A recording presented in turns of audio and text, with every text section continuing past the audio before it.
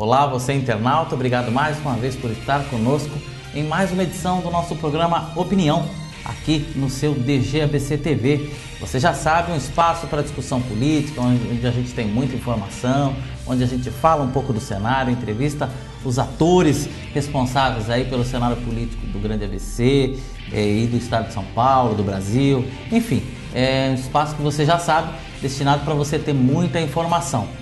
Hoje, a edição de hoje, nós vamos falar sobre uma eleição importante que também tem movimentado muito o cenário do estado de São Paulo. É a eleição para a Ordem dos Advogados do Brasil, a subseção de São Paulo, todas as subseções, né? E a presidência da Ordem dos Advogados do Brasil de São Paulo. A eleição será no dia 29 de novembro. É uma entidade importante, uma entidade significativa, tem uma representatividade muito grande aí no cenário da sociedade, enfim, é uma eleição aguardada com muita expectativa. Para isso, a gente traz em nossos estúdios o advogado Dr. Roberto Podivo, um advogado importante, com uma trajetória importante, que tenta conquistar o comando da Ordem da Subseção de São Paulo. Vamos conversar, vamos falar do cenário, da advocacia de uma forma geral, das propostas dele, o que ele pensa caso vença esta eleição. Fica aí, o programa Opinião está no ar.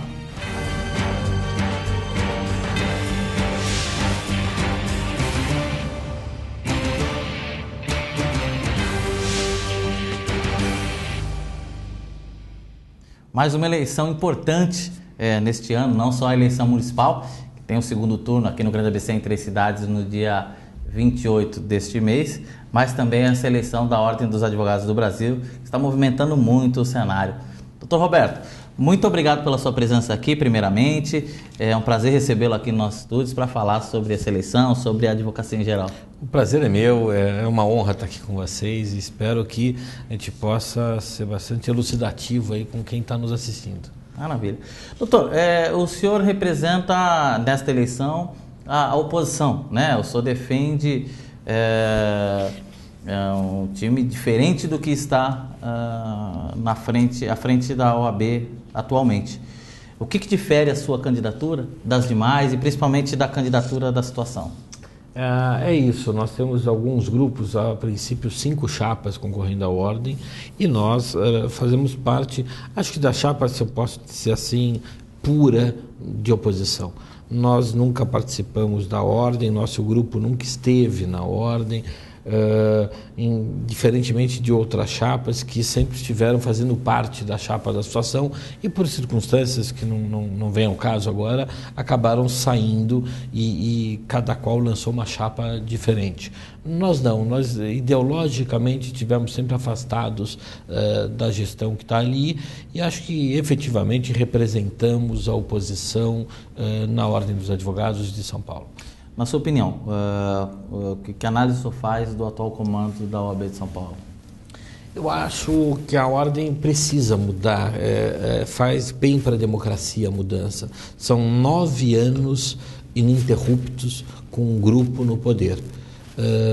Depois esse grupo acaba se utilizando de certa maneira da própria Ordem para lançar o até então presidente durante esses 9 anos, que era o Durso, vice-prefeito do Russomano. Obviamente que se utilizou da Ordem, seja direta, seja indiretamente, como um trampolim político pessoal para ser guinado a vice-prefeito de São Paulo. É muito ruim, é ruim para a entidade, é ruim para a Ordem, que é uma entidade importante na sociedade civil, que seja utilizada para a política partidária. A Ordem tem que estar alheia à política partidária pessoal. A Ordem tem que estar efetivamente, absolutamente independente da vida política partidária. Mas é possível hoje, Dr. Podivo, que a Ordem, que o presidente da Ordem fique distante do cenário político? não que fique distante do cenário político, mas sim que não participe do cenário político. Então é óbvio que o presidente da ordem tem como ordem, como entidade civil, tem necessidade de manter contatos e diálogos com os políticos. Você tem ligações com o governo do estado, você tem ligações com as prefeituras, você tem, e esse papel é importante, diferente de você participar do cenário político enquanto ator, enquanto representante que busca um lugar no executivo, por exemplo. Então, uma coisa é representar politicamente a ordem, a outra coisa é se utilizar da ordem para se transformar num político. Isso não pode. Isso atrapalha a própria ordem. Nós tínhamos conflitos com o governo do Estado que, obviamente, deixaram de ser realizados como deveria, porque você tinha interesses pessoais ali em jogo que estavam se sobressaindo, se sobrepondo ao interesse da classe. Isso não pode acontecer. Ora, o fato da chapa da qual o senhor se referiu, comandada pelo Celso Russomano, do PRB, que tinha o ex-presidente, então presidente da ordem, Luiz Flávio Borges Durso, que é do PTB, como vice-prefeito, ter ficado de fora do segundo turno. Quer dizer, até então, até bem próximo da eleição, aparecia muito bem nas pesquisas e caiu muito rápido, né, a ponto de perder a vaga no segundo turno. Na opinião do senhor, isso também pode influenciar a eleição da ordem? Eu não tenho dúvida. Seria muito mais complicado, muito mais complexo uma disputa com o então presidente da ordem, licenciado, disputando o eleito como vice-prefeito. Agora, imagino que ele se coloque até por uma questão de absoluta honestidade, honestidade no sentido ético, né, que ele se coloque fora dessa disputa, né, porque optou outro caminho, optou por outra via, optou por... Outro dia a gente viu na propaganda política do candidato que está aí na situação um discurso do próprio Durso incentivando o voto. Eu imagino que agora ele deva ficar fora desse cenário, seria melhor para toda a classe. De qualquer forma, a decisão é dele, se assim não for, também acho que os advogados saberão olhar, entender e escolher qual o melhor caminho. O senhor falava do tempo de permanência deste grupo no poder, mas uma das suas propostas aqui do seu plano de governo é ser contrário à reeleição na ordem, né? Queria que o senhor falasse sobre isso. O senhor é contra qualquer reeleição? Eu sou completamente contra a reeleição. Acho que numa democracia não há necessidade da reeleição, principalmente numa entidade como a Ordem dos Advogados do Brasil, com 300 mil advogados ali. O trabalho é um trabalho obviamente gratuito, então as pessoas estão lá ajudando uma entidade de classe. Não tem por que alguém ajudar gratuitamente uma entidade de classe por 9 anos, quer dizer, isso não tem sentido. Há um desgaste natural, há uma falta de energia. Acho que é importante a mudança. A gente incentiva a mudança. Acho que o sábio é aquele que sabe, é aquele que coloca, é aquele que cria pessoas para poderem disputar eleições, é alternância no poder. Isso só eleva a ordem dos advogados e dá o exemplo, né? Eu me lembro que quando teve uma discussão com relação ao presidente Lula à época, se deveria sair para uma terceira eleição ou não, a ordem mal podia se manifestar, porque a ordem, como é que poderia ser contra a terceira eleição do Lula se o seu presidente em São Paulo estava disputando a terceira eleição? Como é que ele dá esse exemplo? Que exemplo é esse? Então, acho que a ordem tem um papel importante e nós temos que dar o exemplo dentro de casa, né? Acho que daí o papel da ordem sempre foi a favor da democracia, das lutas e das conquistas sociais. Está na hora de a gente não só brigar fora, mas como dar o exemplo dentro de casa. E como é que o senhor está vendo a aceitação da sua da sua candidatura? Como é que o senhor tem sentido aí entre os advogados? É surpreendente, nós não temos ainda a pesquisa, cada candidato tem a sua, mas cada qual tem um resultado que agrada a cada candidato. Então, o que tem de fato é o que a gente olha na rede social. E a rede social nos coloca numa situação absolutamente à frente de todos os demais. Nós estamos hoje mais ou menos em torno de 13.500, 13.600 pessoas acompanhando a nossa página no Facebook. E eu convido a todos para participar, é só entrar no Facebook, o Roberto Podival, vão entrar ali e os outros têm 2.000, 2.500 pessoas, a diferença é gritante. Seguindo esses dados, eu diria que a gente disputa a eleição com muita chance de sairmos vitoriosos. Uhum. Agora, que outras plataformas de governo o senhor entende que é importante dizer para o advogado, que o senhor defende que deva ser mudado? Eu acho que você tem ali efetivamente dois interesses. Um é o interesse da classe. Os advogados nunca tiveram tão maltratados, tão sofridos, tão desprezados, seja pela sociedade, seja pelo próprio poder judiciário. Nós somos muito mal vistos hoje, nós somos confundidos com o próprio cliente. Se confunde a figura do advogado com a figura do cliente, quase como numa novela se confunde o ator com o papel que ele exerce ali, que ele atua. Isso é muito ruim. 55 mil advogados vivem de um convênio com o governo do Estado de São Paulo, que é pífio, que paga nada, absolutamente nada. Os valores são insignificantes. Então, não é possível que um advogado trabalhe durante 4, 5 anos numa causa e receba ao final 600, 700, 900 reais, acho que 780, 790 reais é a causa mais cara que nós temos. Se dividir 800 reais por 4, 5 anos, nós temos por 4 anos 200 reais por ano. É ridículo, é absolutamente ridículo. E é isso. E ninguém faz nada, e ninguém fala nada, e as coisas continuam assim. Os advogados vivem numa situação, muitos, de pobreza. Ninguém faz nada. Você, para entrar num presídio, tem que quase que se despir. Quer dizer, o advogado vai ao presídio e é tido ou visto como se fosse o preso. Isso os advogados, porque as mulheres advogados ainda é pior, porque essas literalmente se despem. Porque se tiver com um sutiã, com um ferrinho, ela tem que ir para uma sala e tirar a roupa.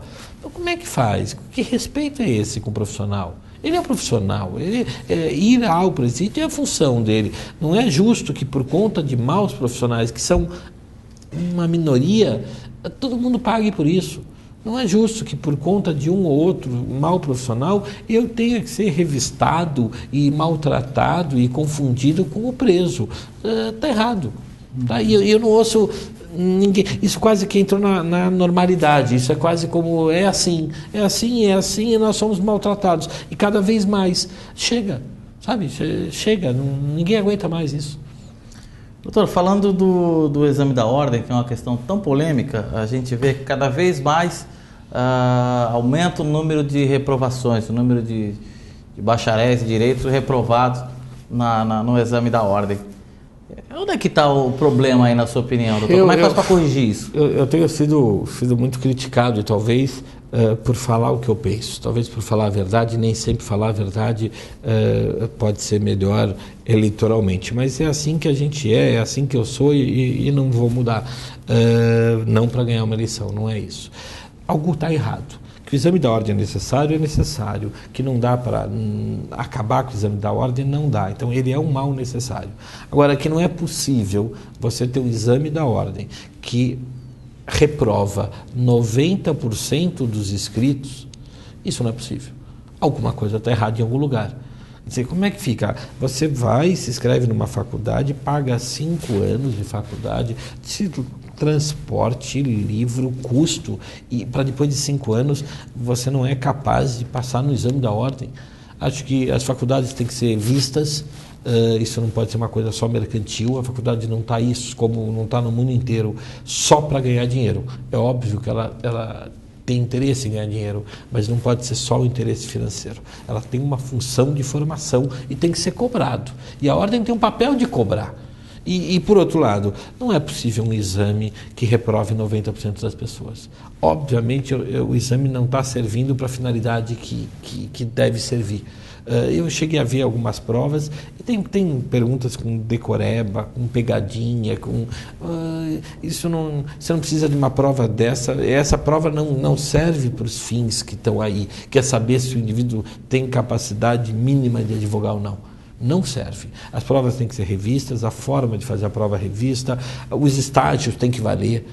Eu tenho um escritório registrado na ordem, eu tenho que prestar conta com as universidades para todos os estagiários que estão no meu escritório. Como é que isso não vale nada? Como é que quem faz estágio vai disputar e fazer uma prova da mesma forma com quem não faz e não tem pontuação nenhuma por isso?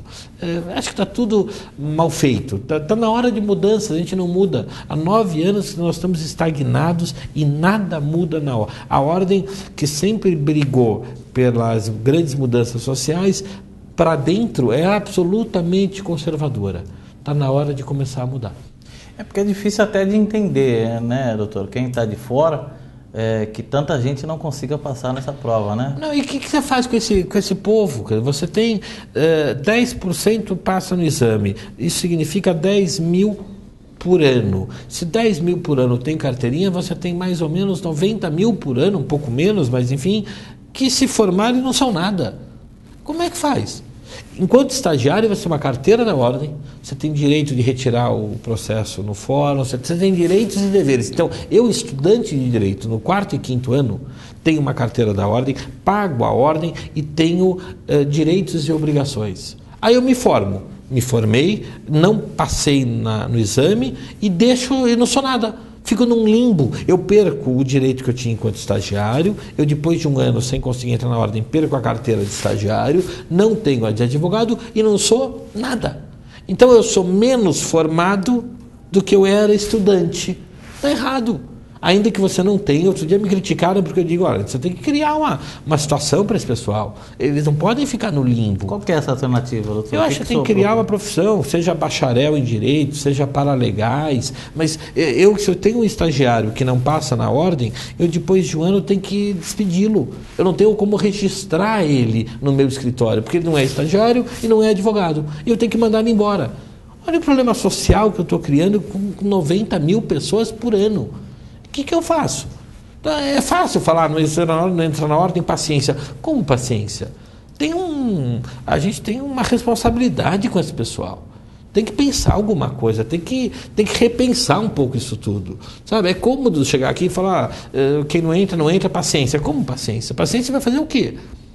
E o MEC não fala nada, então ou as faculdades não estão sendo aptas a formar os alunos e não deviam estar abertas, portanto, ou a ordem não está sendo correta na forma de avaliar os alunos, ou se cria alguma coisa para fazer com esses advogados, esses bacharéis que se formaram e não têm carteira da ordem. Isso não pode ser esquecido. Então é cômodo continuar tudo como está, mas qual é a solução? Em contrapartida, doutor, sendo um pouco o advogado do diabo aqui, não há um número excessivo também de faculdades, de cursos de direito? Eu não tenho dúvida, mas se permite esse número excessivo. Não se cobra das universidades, é só dinheiro. Entra um aluno, ganha dinheiro, ninguém está preocupado na formação. Né? Isso não é só uma questão mercantil. Mas também cabe à ordem ir lá no Ministério da Educação e dizer, pera lá, como é que faz? Eu tenho universidades, aqui, faculdade de Direito aqui, que não tem média mínima nunca. Fecha a porta. O que não dá é para manter esse negócio da forma que está hoje. Todo mundo fecha os olhos para os problemas, finge que nada está acontecendo e nós estamos aqui enganando as pessoas que estão pagando uma faculdade. Uhum. Agora, doutor, como é que está falando um pouco da eleição, da relação política com as outras subseções?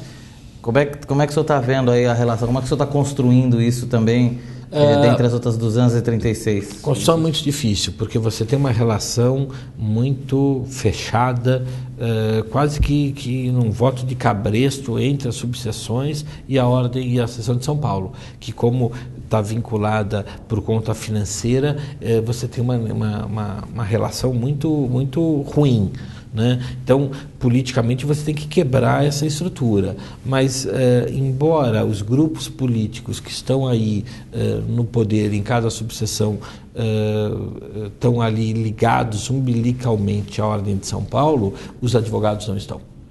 Então, por exemplo, os advogados de Santo André, de São Bernardo, de São Caetano, esses não estão presos aos grupos que dominam a ordem da região. Então, o que eu vejo é, você pode votar em Santo André no candidato da chapa da situação aqui local, porque localmente você se identifica com ele, mas em São Paulo você não necessariamente segue o que ele pede.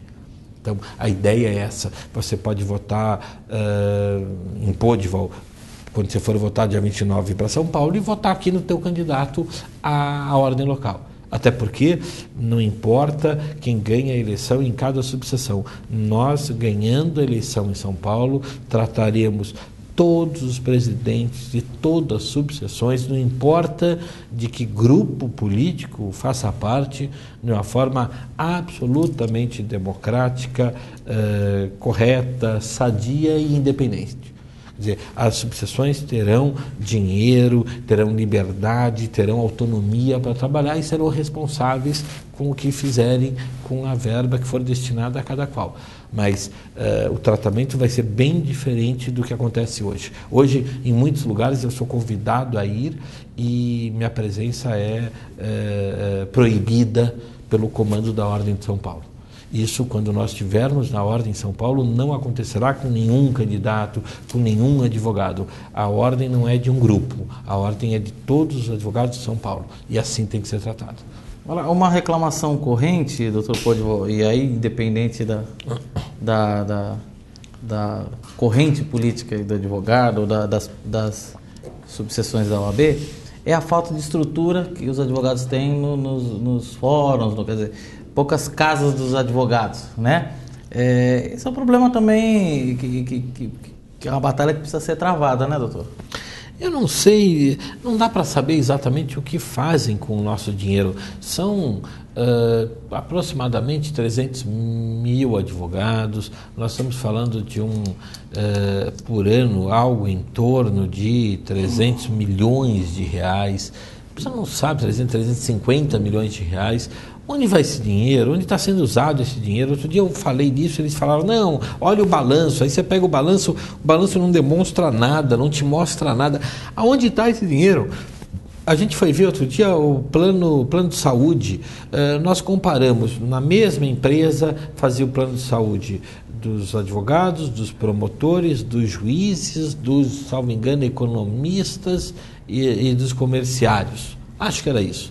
Mesmo plano de saúde, pela mesma empresa, os advogados pagavam mais caro. Por quê? Certamente, numericamente, nós somos mais que promotores, mais que juízes. Por que o nosso é mais caro? Eu não estou dizendo que há desonestidade, não. Acho que há má gestão, há uma comodidade na gestão, há uma falta de vontade de mudança, está tudo caminhando na mesma mesmice, porque está fácil, já estão lá há 9 anos, pretendem ficar, sabe Deus mais quantos, e a gente é maltratado. E é maltratado desde o plano de saúde, o IPESP que entregaram, e o advogado tem um desespero danado, porque a gente se aposenta e não sabe como sobrevive, se você ficar doente você não sabe como você ganha o dinheiro amanhã, os convênios com o governo do estado é pífio, é ridículo, a gente está mal em tudo. Falar do espaço da sala do advogado é nada perto de um conjunto. Sabe, tá tudo mal, tá tudo mal acabado ali. E a gente precisa mudar. Agora, precisam os advogados entenderem que a mudança... Eu vi outro dia uma frase, acho que foi do Chico Buarque, e interessante, ele dizia alguma coisa como Eu não tenho medo da mudança. O que me dá medo é a falta dela. A frase era mais ou menos assim, e é isso. A gente não pode ter medo do novo. O que assusta é a falta de mudança. O que assusta é as coisas continuarem sempre como antes. Isso é o que preocupa. Doutor, o senhor defende aqui, a gente vê no seu plano de governo, também eleições diretas para a presidência do Conselho Federal, né? Queria que o senhor falasse um pouco sobre isso. Acho que da forma que está é muito injusto. Isso é como no Senado Federal. Quer dizer, nós vamos eleger em São Paulo um grupo, presidente da ordem e todo o seu grupo, e 3 conselheiros federais. E esses conselheiros federais, cada qual do seu estado, votam no presidente da OAB Federal. Isso quer dizer, São Paulo, que tem o maior número de advogados, que representa o maior número de advogados, que representa a maior quantidade de bancas de advocacia, que representa talvez financeiramente, que custeia a ordem federal, é o Estado de São Paulo, e nosso voto vale tanto quanto qualquer outro estado, por menor que seja ele. Então, quantos advogados tem no Piauí? De repente o Piauí inteiro tem menos advogados do que uma cidade em São Paulo. E a gente acaba tendo o mesmo peso de voto que o Piauí, sem nenhum demérito ao Piauí. Eu estou usando como exemplo, mas o fato aí nós temos presidentes que representam um grupo que é pouco representativo em termos do número de advogados que nós somos. Está na hora de ter voto direto, está na hora das grandes São Paulo, os grandes estados como São Paulo, Rio de Janeiro, Belo Horizonte, tem que ter uma representação maior do que se tem.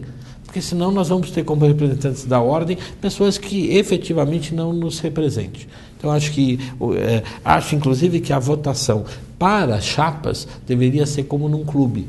Porque hoje é um voto fechado, você vota na chapa. Então você vai lá e vota na chapa do Podival. E aí a chapa está fechada e todos os meus conselheiros são eleitos de uma forma fechada. Por que você não pode votar escolhendo os conselheiros que lhe agrada? Seja da minha chapa, seja de outro. E aí você vai ter um conselho de uma forma mais democrática, mais eclética, mas hoje não é o que acontece. Então eu também separaria a votação da diretoria fechada para a votação do conselho. Esse deveria ser aberto. É verdade. Democracia e transparência é bom em qualquer... Tem que exercê-la, não adianta, entidade, né, não adianta a gente... O discurso é um, a prática é outra. Vamos trazer o discurso para a prática dentro da ordem. É verdade. Doutor, nosso programa está chegando ao final. Eu queria agradecer demais a sua participação aqui, esse espaço para a gente poder conversar. Certamente elucidou muito, trouxe muitas informações para os advogados daqui da região, e eu desejo para o senhor boa sorte aí nessa empreitada. Foi um prazer enorme, assim, toda vez convidado venho com o maior prazer, e é ótimo, isso faz parte, o debate faz parte, é democrático, é importante para as pessoas saberem escolher, saberem em quem votar. Eu posso te dizer que o grande ABC, com a nossa vitória, estará sendo muito bem representado, e nós estaremos aqui quase que semanalmente para ver, enfim, para pôr em prática o que a gente tem prometido. Tá certo. Obrigado, doutor, mais Obrigado, uma vez. eu. E um agradecimento especial a você, teleinternauta, que nos acompanha. Você sabe, pode participar do nosso programa pelo DGABC-TV, @dgabc.com.br. E aguarde, vem aí os debates eleitorais do segundo turno em Santo André, Mauá e Diadema. E você acompanha tudo aqui ao vivo no seu DGABC-TV. A você, muito obrigado mais uma vez pela sua audiência e até a próxima edição do programa Opinião. Até lá.